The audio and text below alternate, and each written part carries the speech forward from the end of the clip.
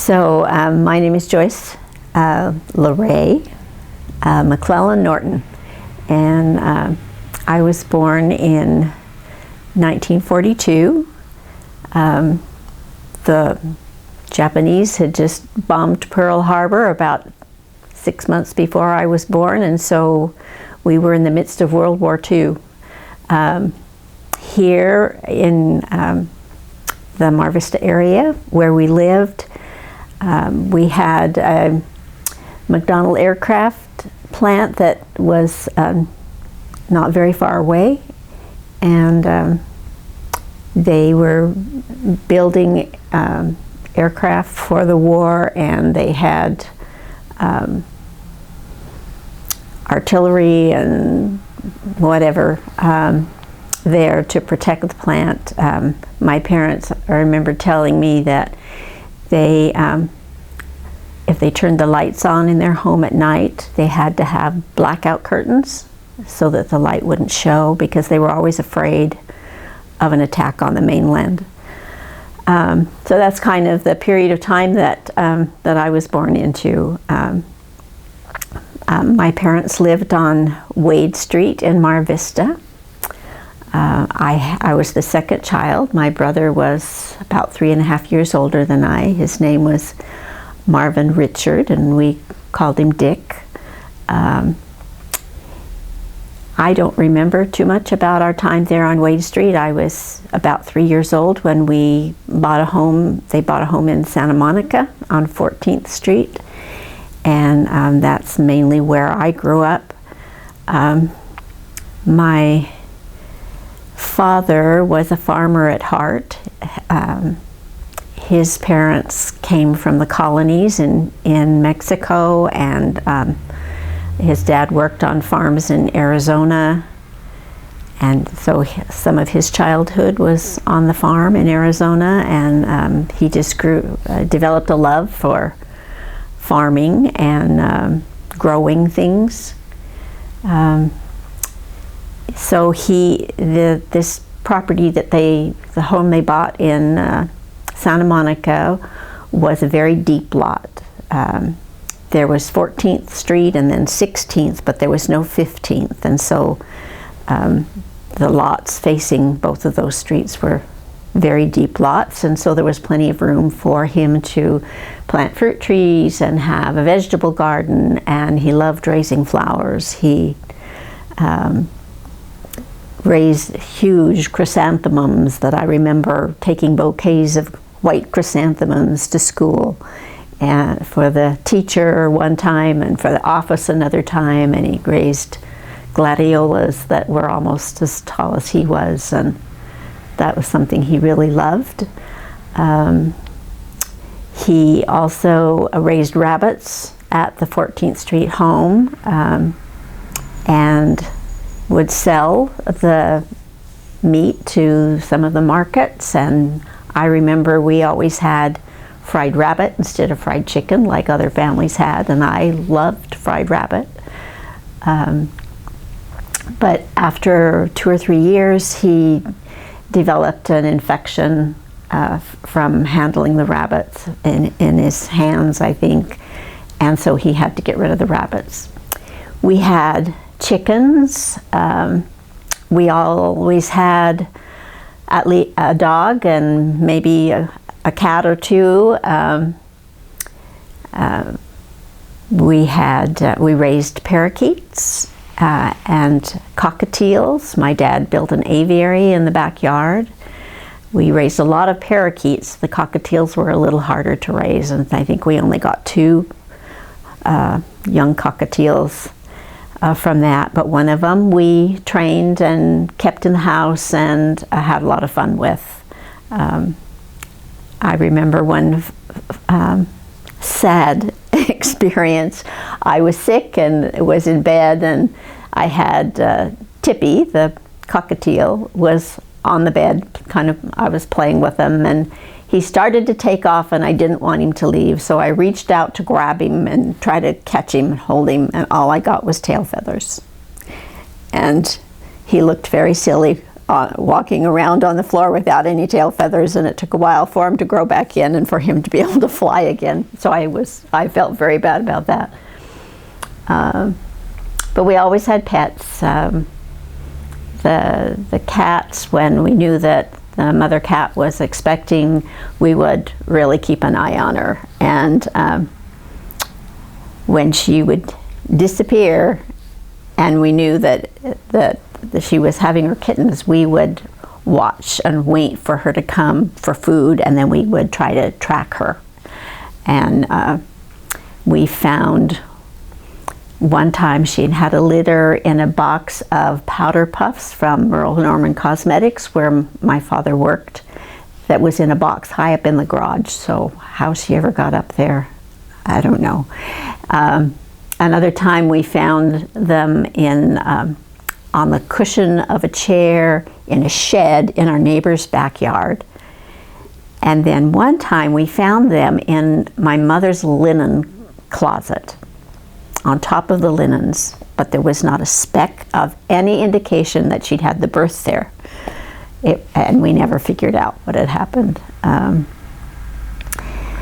But I had a younger brother come along about 5 years after I was born, and his name was Larry. And the fun thing that I remember about him is that when he was little and just starting to crawl, my mother would take him out and set him on a blanket out in the sunshine, and if he got off the blanket onto the grass, he didn't like the feel of the grass, and he would just arch himself up so that his knees would not touch the grass. When he was, I don't know how old he was, maybe 3 or 4, Dick took him over to the store and to get something. I don't remember what store or what they were doing, but the clerk at the store asked Larry what his name was, and he said, "Larry Raymond McClellan, the darling of the world." And that's what my mother called him. And we've teased him about that ever since. My brother, of course, was humiliated. So, let's see. We lived about 4 houses from a large parcel of land where they had horses. And I had a neighbor friend that lived at the house right next to the fence of this property, and I can remember going down and climbing up on the fence and watching the horses. There was also, at some point, I don't know that anyone lived on the property, but there was an old house there, and there was a garage that was kind of open and had a lot of stuff in it. And I can remember going down there and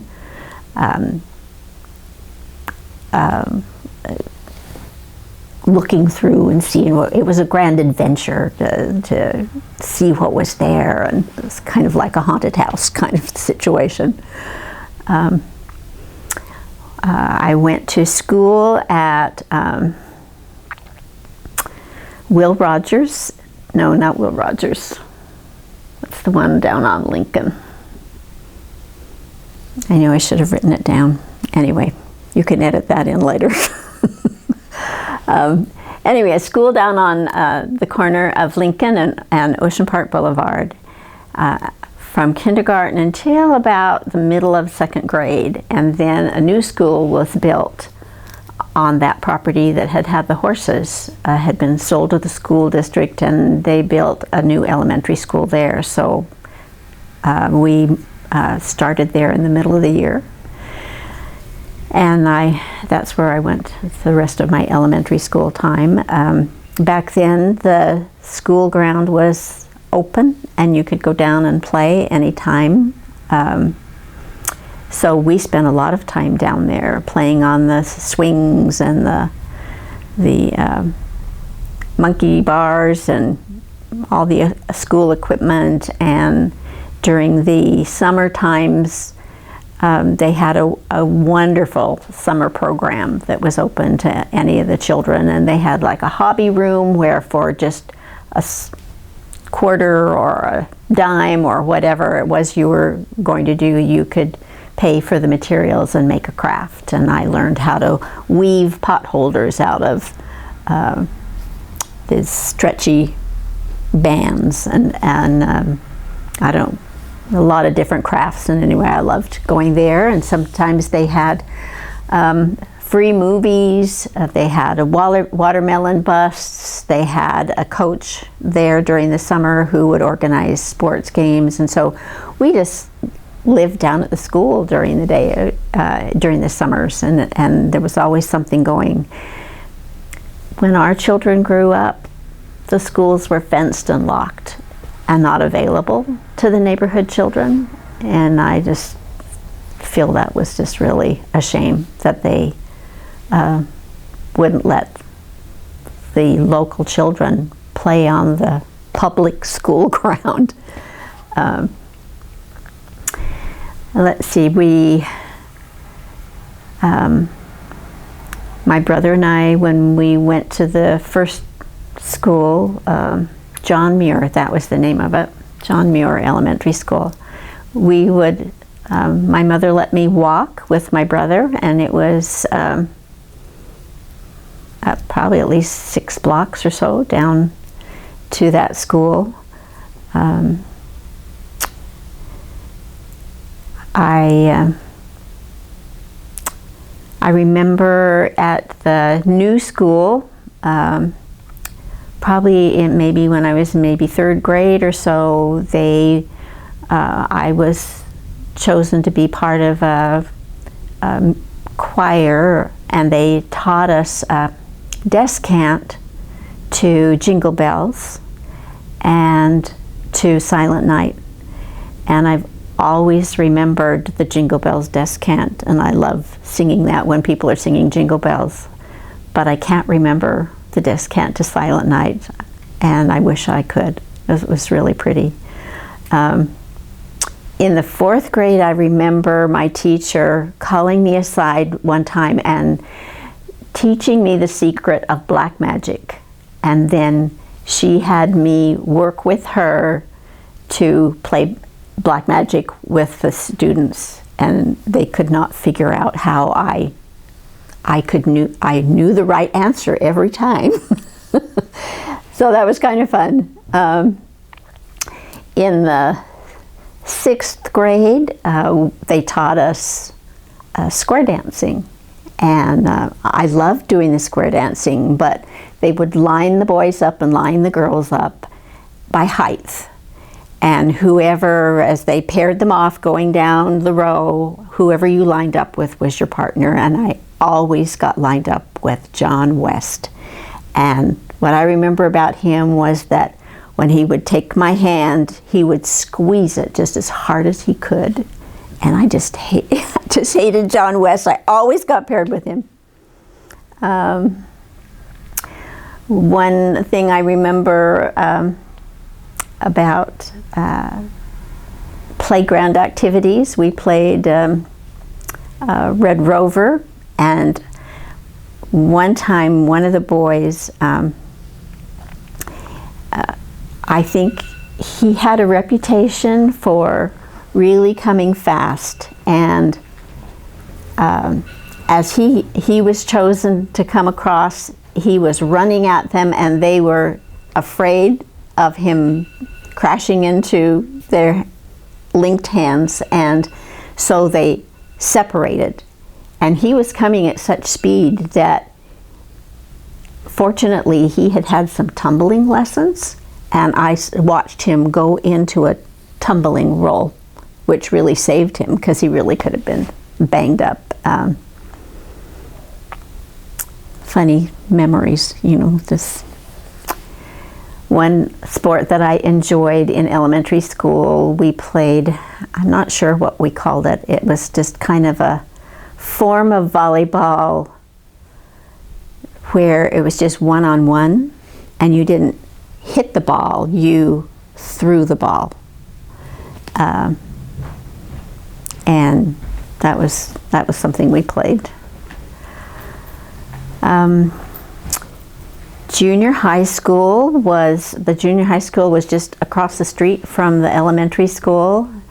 So I could go out through my backyard, and we had a gate in the back fence, and on the other side was an apartment building, and I could go down their driveway and across the street to get to the junior high school. My very first day of school, at the end of the day, as I came out to head home, one of the boys that was in my ward was waiting for me, and he asked if he could walk me home, and he asked if he could carry my books. And I don't think I'd even turned 12 yet, because I graduated in the middle of the year, because we were one of those classes that started in the middle of the year. And so I don't think I turned 12 until May, and this would have been in January. And it just felt very uncomfortable to me. I told him no, he couldn't carry my books. But I was afraid to tell him no. I didn't want him to walk me home. It was just kind of weird. And then as we would walk, he would make sure he was on the outside next to the street. And as we turned the corner, then he'd switch around so he was on the outside by the street side. And my parents had never talked to me about courtesy and manners and chivalry and all of that. And so it just seemed really strange to me. I didn't know what he was doing. And it just was very uncomfortable. And so I started finding another way to go home so I didn't have to run into him after school.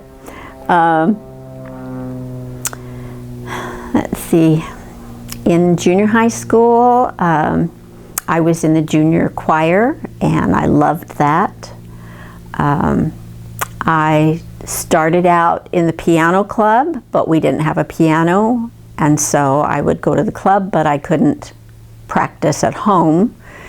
But that year at Christmas, there was this great big box in the garage, and I was hoping that we were going to get a piano.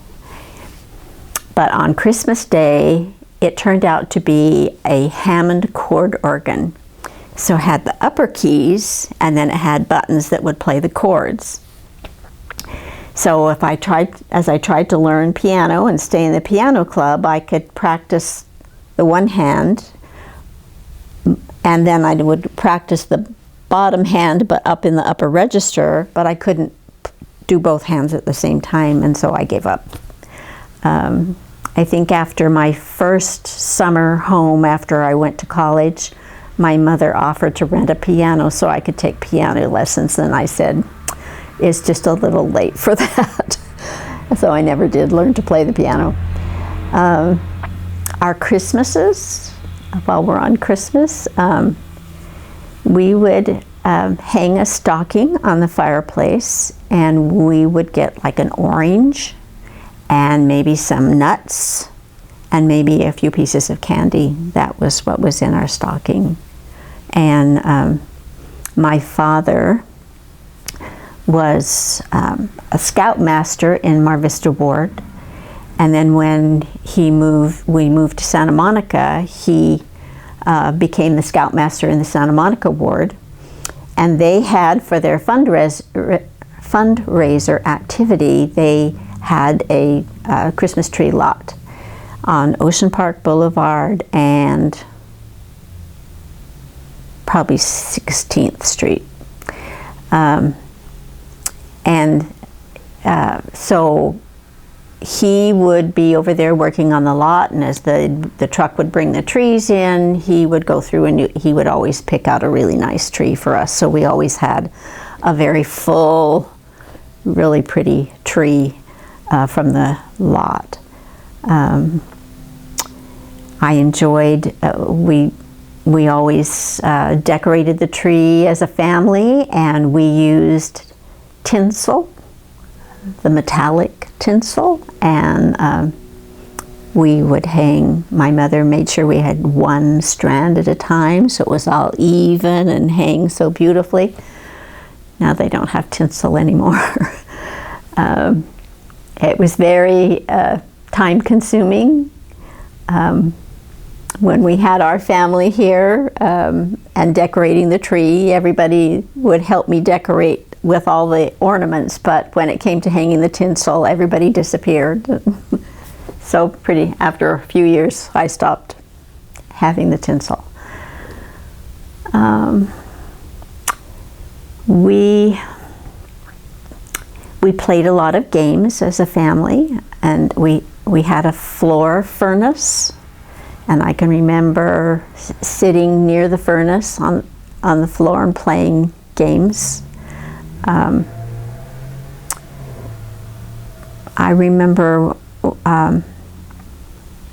we had church was we had Sunday school in the morning, and then we came back in the evening for sacrament meeting, and we had a kind of a tradition is that on the way home from sacrament meeting we would stop at a market down on the corner of Ocean Park Boulevard and Lincoln, and they had an ice cream place inside the market, and they had a mint chocolate chip ice cream that I loved, and that kind of was a family tradition that we had, is to stop and get ice cream on the way home. And then the church came out with a notice to remind everyone. I don't know that it was a new policy, but periodically they would send out reminders about things, and this reminder came out about not shopping on Sunday.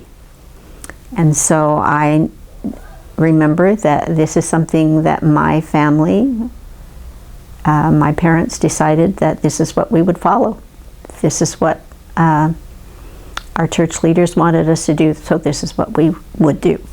So we stopped stopping at the ice cream store on Sunday evenings. And I missed that tradition, but it set an example for me that that we need to follow what our prophet and our leaders ask us to do, because there's a reason for it.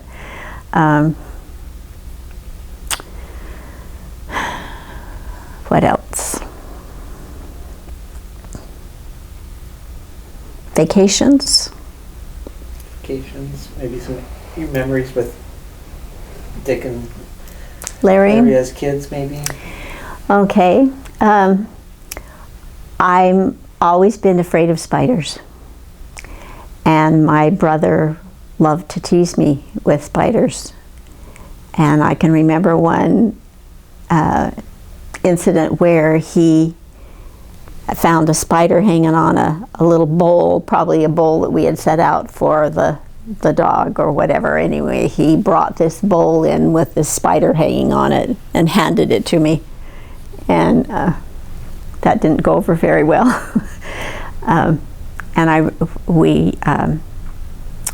Our house was just a 2-bedroom home, and when Larry came along, he was in a crib in my parents' bedroom for a long time, and then eventually my parents decided they needed to add on. So they added on a family room and then an upstairs bedroom and bathroom over the family room.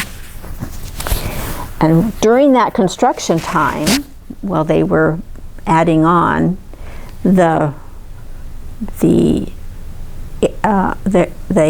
area to the attic was open along that edge of the house, and my father told me that he wanted me to crawl in there and gather up all the chunks or chips of plaster when they had broken it off, so that they could get access to that and in the construction. And I was so afraid of going in there because it was dark, and I just knew there it was full of spiders. And so I still make Richard kill the spiders. When there's a spider, I call Richard. We, one memory I have with my older brother was that my dad had a metal box that was about 6 by 8 and about, what, 1.5 feet, maybe 2 feet. And he mixed cement in it. But this time he had filled it with water and we had a couple of ducks. And at one point the water was very filthy, and I don't remember what we were fighting about, but he and I were having a disagreement, and he dunked my head in that duck pond, that filthy water. And I will never forget that.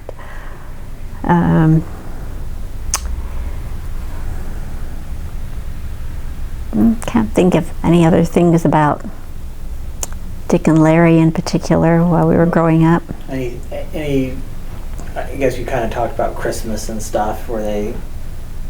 How were they different than what you had with us? Well, I think with us, one of the traditions we did was we would act out the nativity scene. We made the nativity story more a part of our Christmas. I don't remember doing any of that. We were just always excited to come out. We would get a few gifts. I really don't remember too much about gifts that I got. I don't know. My father, because he was a scoutmaster, he liked to camp and hike, and so a lot of our family vacations were going places where we camped and hiked, and I learned to hike the streams to where I was very comfortable hopping from rock to rock across the streams or along the streams, and I loved doing that. For a while, just about every Memorial Day weekend, we would go to up to Idlewild, to a place, I think it was called Dark Canyon. For a while I remembered it as Dark Horse Canyon, but I think it was just Dark Canyon. And we would camp there. There was a stream and a big pool at one part of the stream where we would jump in, but it was so cold that we would jump right back out again. But while we were there, over Memorial Day weekend, the cherries were ripe down in the valley, and so we would drive down and to either Beaumont or Banning, wherever the cherry orchards were, and they had you-pick cherry orchards, and we would go in and pick cherries, and that was one of my favorite things. I always considered that my birthday weekend, because that's the weekend of my birthday. But we went to a lot of little places where he had taken the scouts camping, where there was usually a stream, and we would camp as a family. We went up into the Sierras. We made a number of trips up on the eastern side of the Sierras, up out of Bishop, California. Up there was a place called Twin Lakes up there.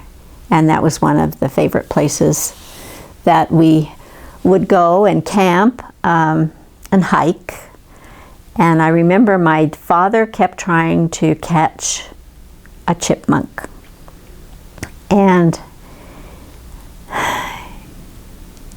no matter what kind of contraption he set up, even if he captured one, they were able to chew through it and get out, and he was never able to catch one. And so this one year he took a pair of old garments and made a kind of a net out of it for a trap, and set up the trap and set out to catch a chipmunk. And he caught a chipmunk, and the chipmunk couldn't get through that fabric, and he brought that chipmunk home and he built a big cage with it, with a big branch in there for him to run around on.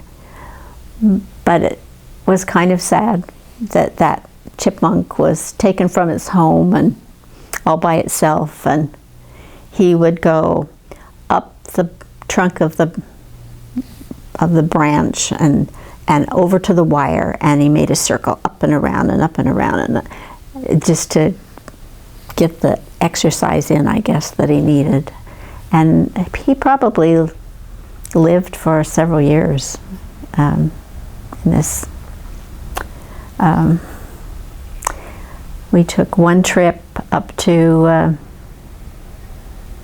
I think we got as far as the Columbia River, and I remember stopping at a motel where there was a cherry orchard and they let you pick cherries. We would, when my father served as bishop for about 9 or 10 years of Santa Monica Ward, and while he was bishop, we often would drive to Salt Lake for a conference. At that time, they saved a section right down in the front of the old tabernacle for the bishops. The families had to sit back further, but we didn't have air conditioning in our cars back then, and going across the desert was really hot. And I can remember my mother would take some kind of a basin and have ice, big chunk of ice in it, and a wash rag, and as the ice would melt, she would rinse the wash rag in the cold water, wring it out, and hand it to us to wipe our faces down to cool us off. And I also remember that along the roads were signs for advertising Burma Shave, and they would have rhymes, and so the first little sign would have the first little phrase of the rhyme, and then you'd go another mile or so before you'd see the next sign with the next part of the rhyme, and that would go on for about 4 or 5, and then the last one would say Burma Shave, and we always looked for those along the road. Those were fun. We would stay in Salt Lake with either my grandmother, McClellan, or our Aunt Rosa May. We stayed at her house one time.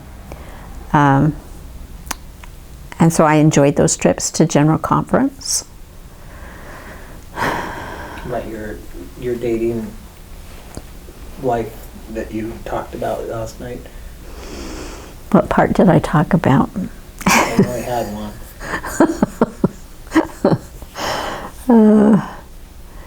Well, dating back then, as I recall, was mostly, we had a lot of stake dances. We had a golden green ball and a sweethearts ball and a debutante ball and a big Christmas dance, and so anytime there was a big dance like that, I would get asked, but I started dating Steve Hammer probably,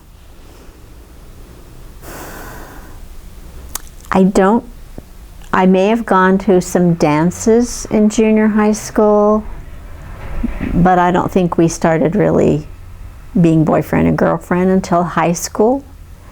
And then it was kind of on again, off again, because I'd go with him for a while and then I would break it off.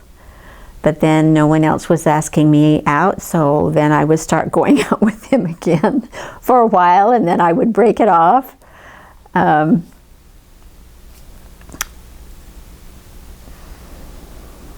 So what in specific do you remember me talking about?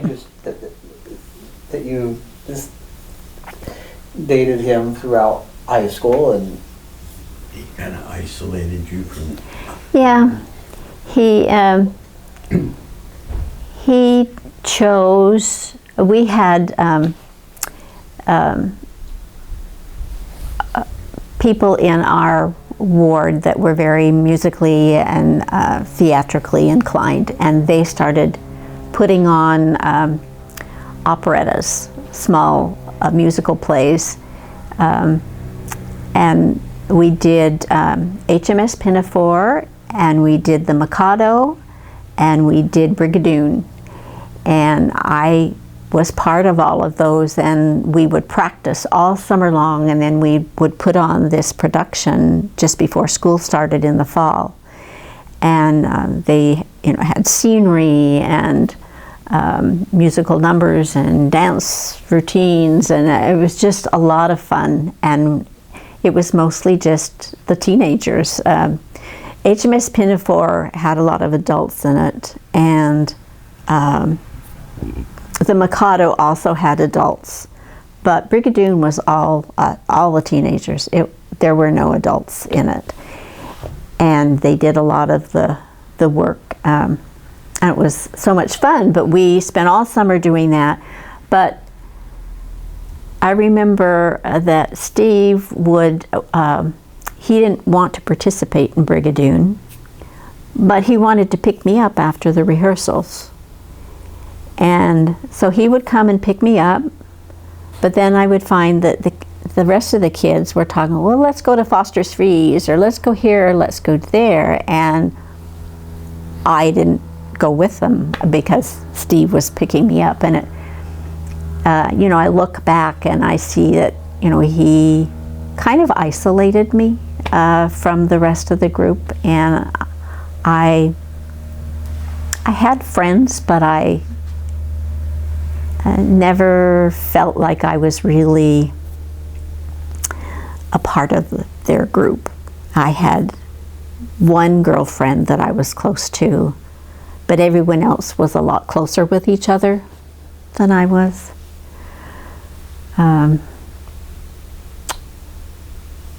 I had, when I was a Beehive, I had our Beehive leader ask myself and two of the other girls, Karen Bluth and Petria Sorensen, to be a trio, and she taught us a Christmas song to sing in the ward Christmas program.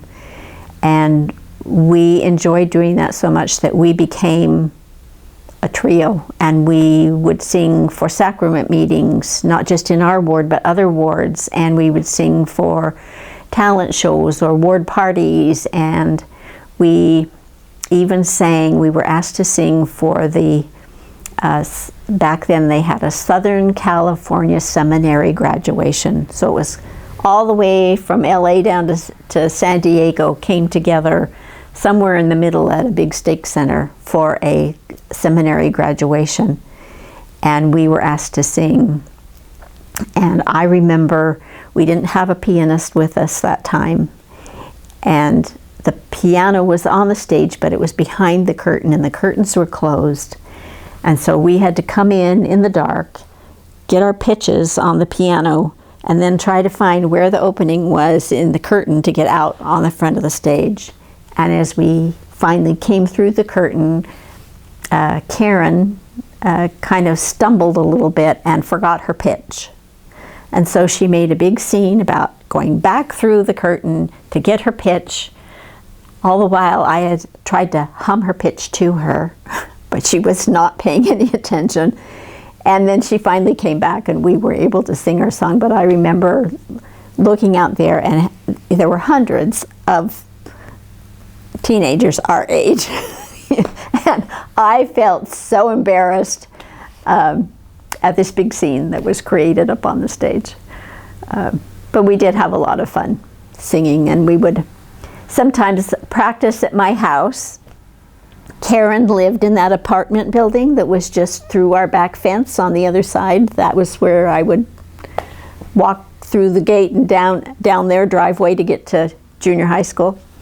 And so she would come over and Petey would come over and we would rehearse and practice. And if it was dark, then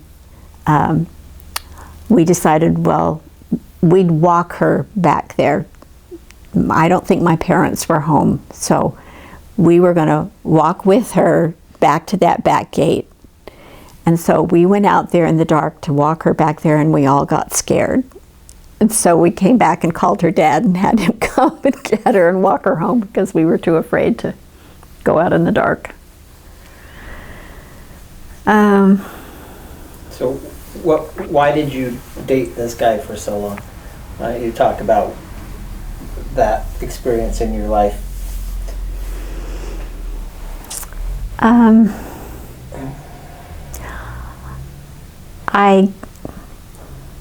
I guess because it became a little bit of a security thing for me. First of all, who did you date and when did you date him? Okay, well, I dated Steve Hammer. I went out with Fred Bluth once. He asked me to a dance once. But mostly it was Steve Hammer. And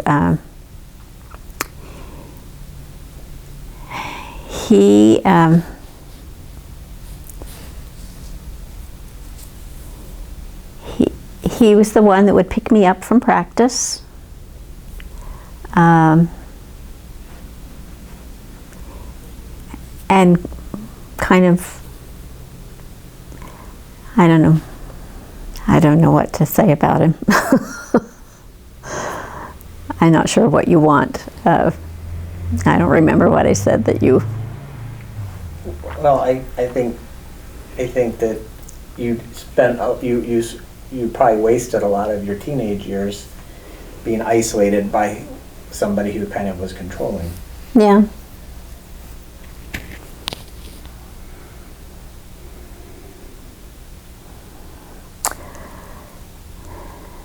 But I let it happen.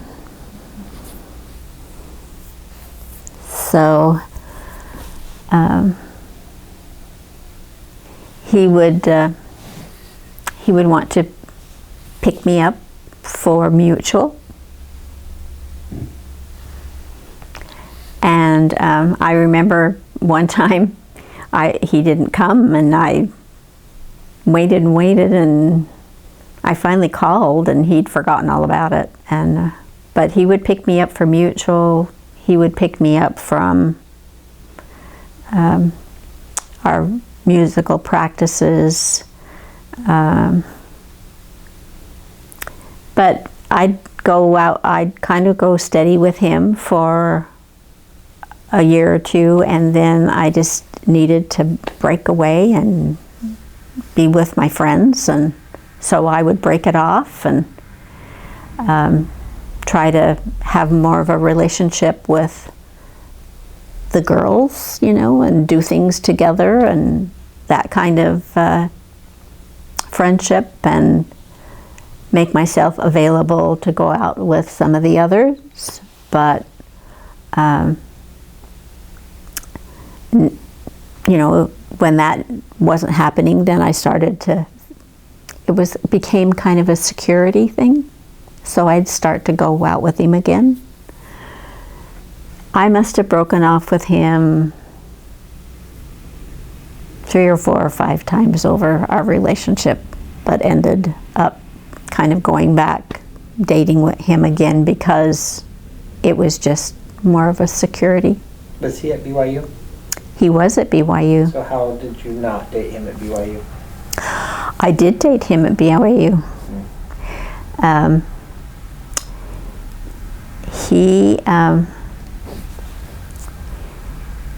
So when I was a freshman and went up to the Y, he and Gary Nichols, our other friend, they were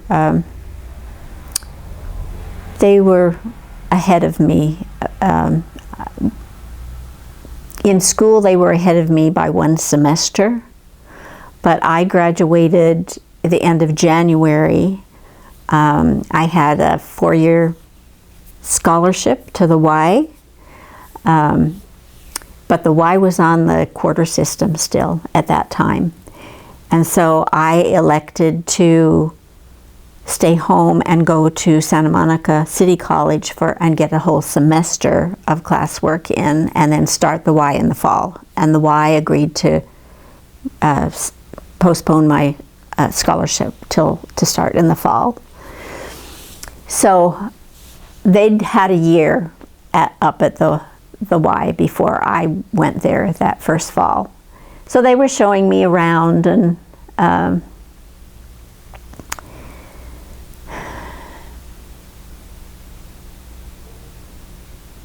don't know where.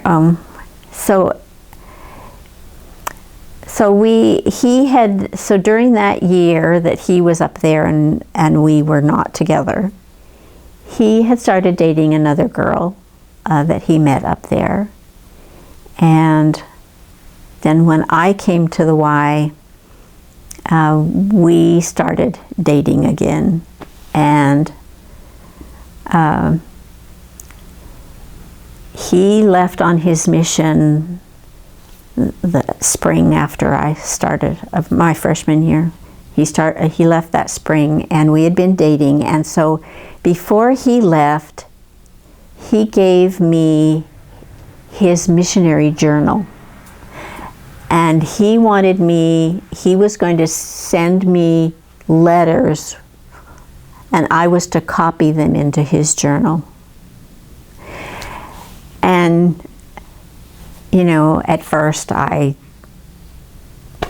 said, okay.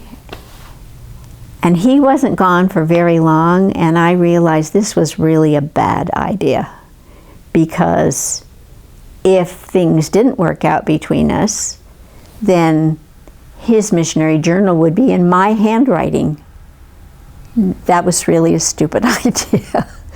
So I boxed his journal up and included a letter and sent it to him in the mission field.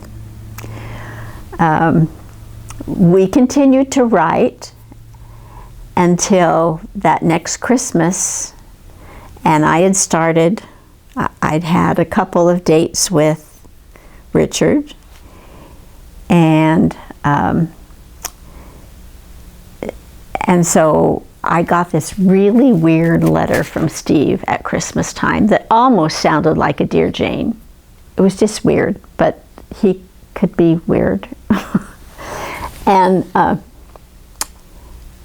And so I wasn't quite sure how to respond to it, and so I just didn't respond to it. And when I went back to at Christmas, when I was home for Christmas, let me back up. I was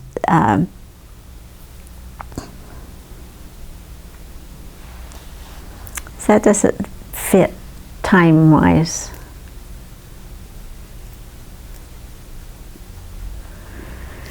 Anyway, because that was the year I was in Spurs, and that would have been my second year there. So maybe it wasn't that first year.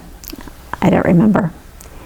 Anyway, I was in Spurs, which was a national sophomore girls service unit. And I had been chosen to be the vice president of the Spurs organization that year on campus. And so when it came time for the Belle of the Y contest, which was a multi-faceted competition, the Spur unit chose me to be their representative in the Belle of the Y contest. So we had to go in for an interview, and the question that they asked was, what is the book of the year at BYU? I happened to know what it was, so I answered that question. And do I have a copy? Yes, I had bought a copy. And then they started asking me questions about what I had read. I hadn't gotten past the first page, so that part I couldn't answer. So that was one part of the competition. Another was a sport kind of thing. So we could either do trampoline or balance beam or a floor routine. And so I tried to figure something out to do a balance beam routine. And then another part was some kind of a craft.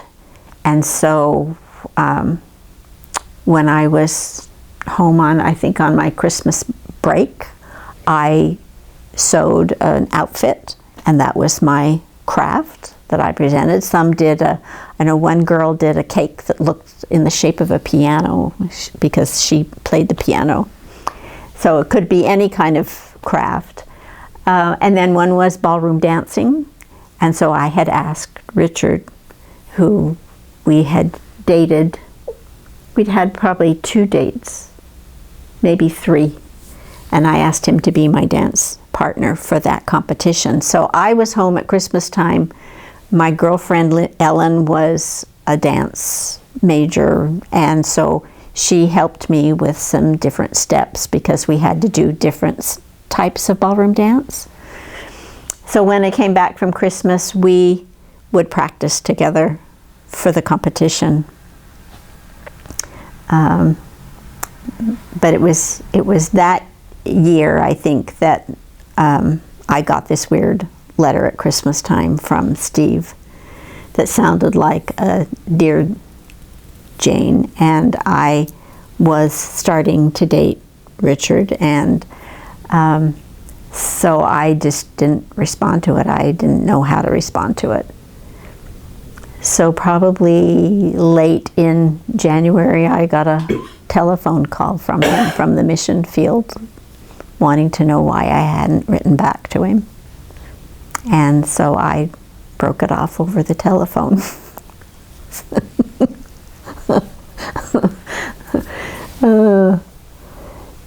And then we got pinned in February, didn't we? He gave me his IK pin. He was president of the Intercollegiate Knights, which was also a national service organization.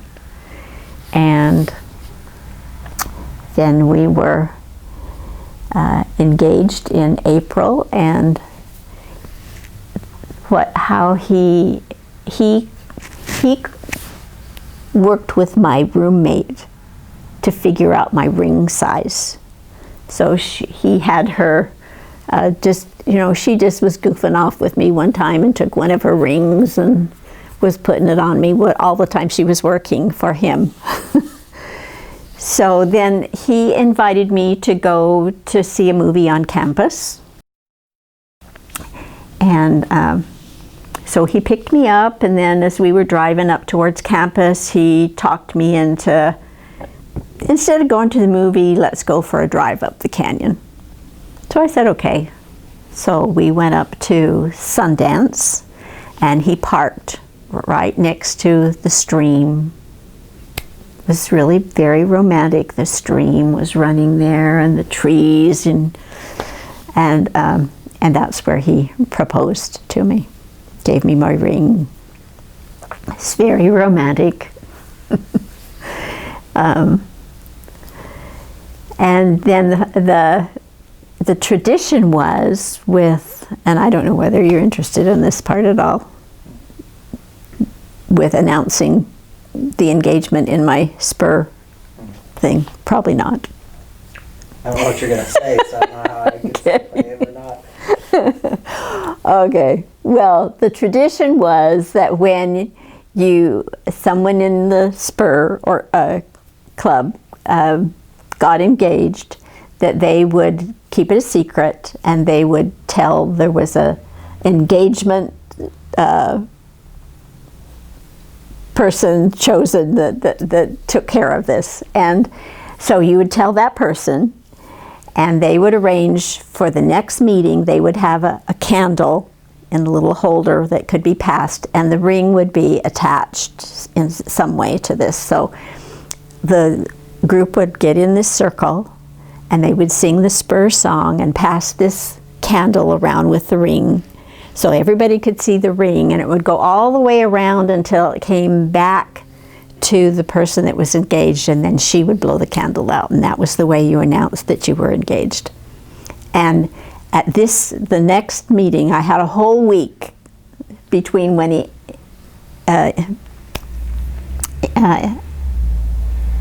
gave me the ring to keep it kind of hidden, so I'd see someone from Spurs and I'd just kind of, hide my hand.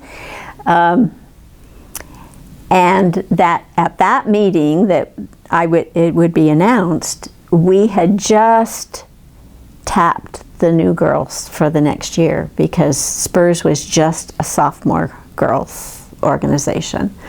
So we tapped the new group coming in, and so they were going to be at that meeting. And so it doubled the number and the size of the circle that this candle had to go around. So that was kind of exciting. When we got married, and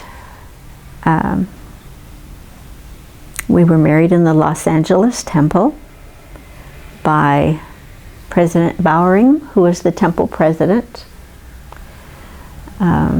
And then we had a reception in our backyard at 14th Street in Santa Monica. My father, over the years, had built this court out in the backyard with a basketball hoop on one end and a big backboard on the other end, and we could play volleyball, basketball, handball, and we had a lot of parties over the years with our friends there. And so he built an arch for us to stand under, and so the wedding party line was on the lawn and the food was out on the court. And back then we had there was the tradition of chasing after the couple when they left. So we tried to sneak out. So when, after the reception was winding down, we went and changed out of our wedding attire, and we climbed out the window of my parents' bedroom and kind of went through the fence to the neighbor's area and down their driveway. And the best man and my maid of honor met us and picked us up, and we thought we'd gotten away, but somebody spotted us and started chasing us in the car. That was the big thing to do, which is really stupid and very dangerous. But so his best man was driving and trying to dodge and get away from them, and I remember we went down Ocean Park Boulevard and we got enough of a lead that he took a side street and pulled into the driveway at an apartment building, and we all ducked down. And we thought we'd gotten away from them, and then we heard a car come in behind us, and we thought, oh no. And then we heard this tap on the window. And this voice that said something like, "What's going on here?" And we realized that it was someone that lived in the apartment building, and we were blocking his driveway, and here's two couples ducking down in a car. And I only know what he might have thought was going on, and we tried to explain to him what was going on, and the look on his face was, yeah, right, he didn't believe us. But I'm glad they don't do that tradition anymore. That was really not safe. Our honeymoon we had another reception up in Ogden, and so our honeymoon was going up the coast. So we stopped in Santa Barbara, stayed one night there, and went to church that day. And a couple in the ward invited us to dinner at their home, so we went to dinner in their home, and then we went on up to what's the Cambria? Further than that. We went through Cambria, and we stopped and we went through Hearst Castle, but then we went on up to the Cabo? No, but before you cut across above Monterey. Carmel? Yeah, to Carmel.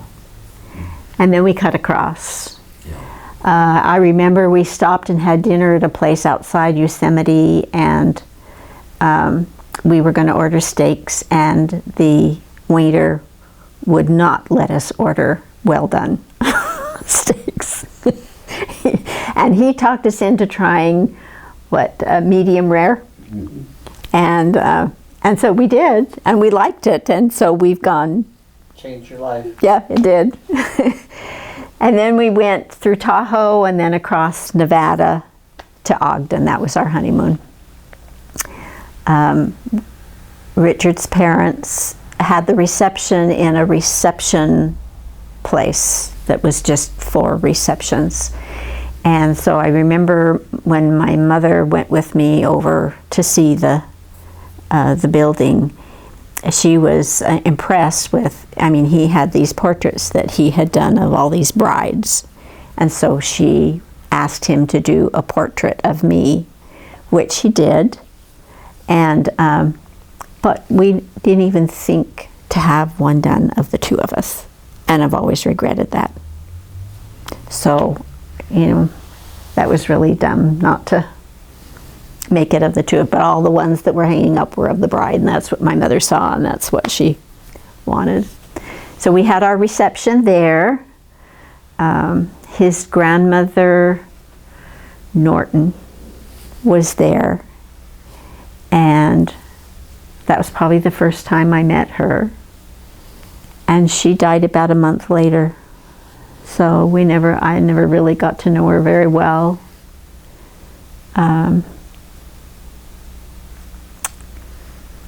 I remember going down to school and moving into the new Wymount Terrace with married student housing, brand new. And he had an IK assignment to do some ushering for orientation. And so I was trying to unload boxes and settle in. And then I remember when the Cuban crisis started and we sat there watching our little TV. Did we have a TV that we were watching, or were we listening to the radio? We were listening to radio. Just listening to the radio and heard his unit called up, and we hadn't even unpacked everything yet. So he was pulled out, and they only kept him for a month, and the crisis was resolved, but he had entered the MBA program, and it was a year-long thing, and so he couldn't get back in until the next year. So I had a few block classes that were just the first block, and I finished those at the Y, and then I transferred to Weber State and went to school there and ended up doing my student teaching while I was there. So we spent that year in Ogden and then went back to school in the fall. And I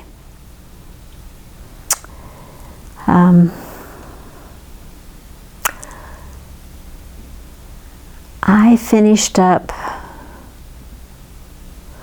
I just had a semester left, I think.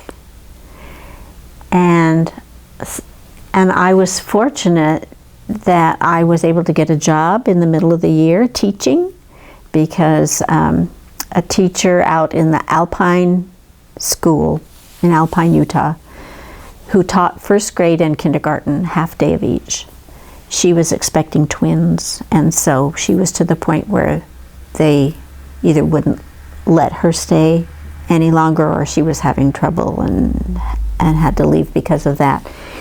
So I was able to get a job right away, and so I drove out to Alpine. It was a school that was built back in like 1889 or 1898, before the turn of the century, and it just had 4 classrooms. I had kindergarten and first. I think someone had like a second, third combination. Someone had 4th, and I think the principal had 5th and 6th.